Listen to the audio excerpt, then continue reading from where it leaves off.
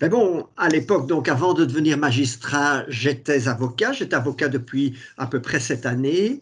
Et je dois vous dire que j'aimais beaucoup ce métier. J'aimais beaucoup ce métier, mais j'avais quand même deux difficultés. Premièrement, c'était, je ne parvenais pas à demander les honoraires. Je ne parvenais pas à demander de l'argent aux gens. J'étais très mauvais. Je bredouillais à ce moment-là. Enfin bon, c'était pas du tout mon truc. Et par ailleurs, deuxième point, c'est qu'il m'est arrivé de gagner des affaires alors que j'estimais que c'était l'autre partie qui devait gagner. Et que peut-être parce qu'elle avait été mal défendue, eh bien, tout à coup, ben, la justice m'était favorable et je trouvais cette solution qui n'était pas juste. Alors, en tant que juge, évidemment, l'avantage, c'est que en tranchant, ben, à ce moment-là, vous avez les cartes en main pour vous-même donner la réponse que vous estimez la plus juste par rapport à la situation. Et puis enfin, par ailleurs, j'avais aussi toujours eu, ben, dans mon adolescence, le rêve de devenir un jour juge à jeunesse. Donc c'est un peu tous ces éléments-là qui m'ont déterminé. Alors oui, de façon très claire, il y a un événement qui a marqué toute ma carrière, qui me marque encore aujourd'hui.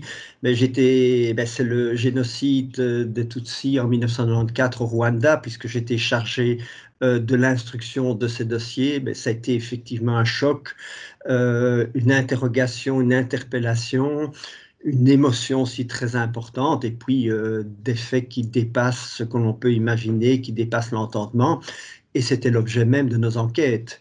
Donc, ce sont des dossiers qui m'ont fort marqué, qui hantent d'ailleurs toujours un peu mes nuits, et qui m'ont poussé à me poser beaucoup de questions sur moi-même, sur l'être humain, sur les réactions que l'on peut avoir par rapport à de telles situations. Donc oui, c'est quelque chose qui là m'a vraiment influencé, m'a marqué de façon très profonde.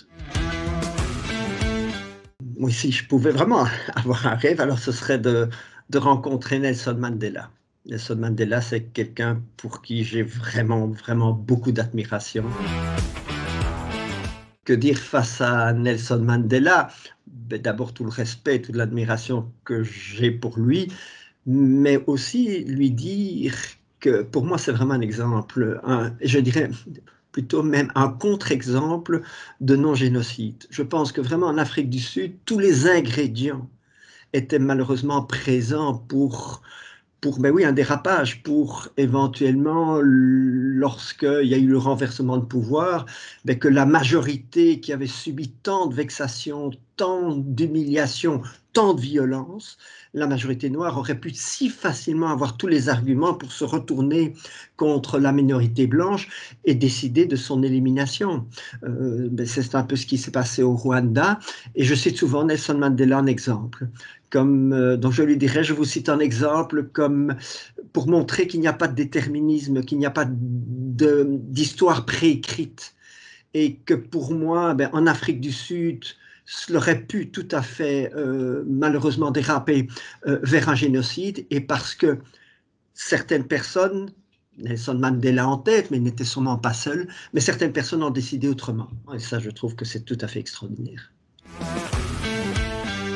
Je ne sais pas si on peut parler de fierté, bon, parce que fierté, finalement, c'est quelque chose qui est souvent mal placé, mais peut-être que, voilà, c'est le fait d'avoir toujours le feu sacré, la flamme, c'est de me dire tous les matins que je suis heureux de me rendre à mon bureau. Ça n'a jamais été un poids, je crois qu'il n'y a pas un jour où ça a été un poids de me rendre à mon bureau, mais je précise immédiatement que si mes journées sont trop courtes, que si mes semaines sont trop courtes, mes week-ends aussi sont trop courts. Donc, j'ai beaucoup d'autres passions en dehors de mon métier de magistrat, mais c'est vrai que le métier de magistrat occupe une grande partie de ma vie. Et j'ai envie de dire que c'est vraiment, oui, c'est vraiment une passion, et que j'ai cette chance-là, c'est d'apprécier mon travail, mais surtout aussi d'avoir à travers ce travail, ben, peut-être pouvoir essayer, mais c'est évidemment toujours essayer, ben, simplement de faire bien son travail. parce que c'est important. Les enjeux sont évidemment, les enjeux de justice sont toujours importants. Derrière tout dossier, il y a des personnes, il y a de la souffrance, il y a des vies en jeu.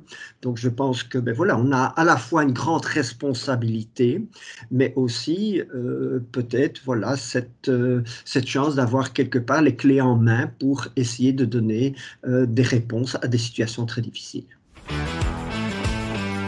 En tant qu'auteur, ben, le livre, enfin l'écriture est un moyen de communication. Alors moi j'ai toujours eu comme approche du droit, c'est que le droit est un outil. Attention, c'est un outil très précieux, c'est comme un ébéniste. Un ébéniste, il a besoin de ses outils, il doit les soigner, il doit les respecter et y faire fort attention pour faire du bon travail.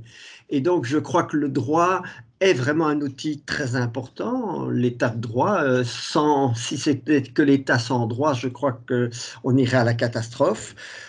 Mais aussi, c'est quand même un des problèmes du droit, c'est il est trop peu accessible, il est trop peu à la portée de tous. Et s'il y a bien un point sur lequel il me semble important, c'est que le droit doit être partagé, doit pouvoir être mieux partagé et surtout adopter un langage beaucoup plus accessible à tous. Et ça, je pense que c'est vraiment un travail, et un travail que l'on peut faire évidemment à travers l'écriture, à travers la vulgarisation de notions de droit, mais aussi à travers des explications, la doctrine, des messages que l'on peut donner, puisque derrière chaque règle de droit, il y a aussi des valeurs qui sont souvent sous-jacentes, et donc c'est important que le droit en tant que véhicule de ces valeurs soit évidemment accessible, bien appliqué, compréhensible. Donc ça, c'est vraiment un enjeu important, et l'écriture me semble, ou en tout cas en tant qu'auteur, il me semble que l'on peut y contribuer. L'écriture, pour moi, c'est une chance énorme, parce que c'est ce qui me permet de faire un trait d'union entre mes différentes facettes de ma vie professionnelle, puisque non seulement je suis magistrat, mais je suis aussi enseignant.